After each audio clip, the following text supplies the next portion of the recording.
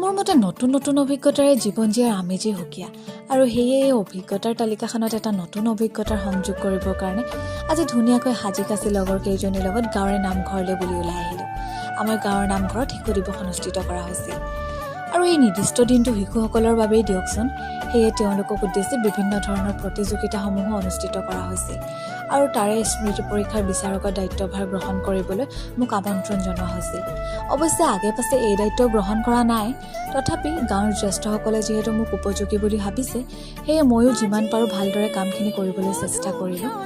আৰু আজি ইহঁতবোৰৰ মাজত এগৰাকী বিচাৰক হিচাপে উপস্থিত থাকিবলৈ পাই মোৰ নিজকে মোৰ সেই শৈশৱৰ দিনবোৰলৈ উভতি যোৱা যেন লাগিল।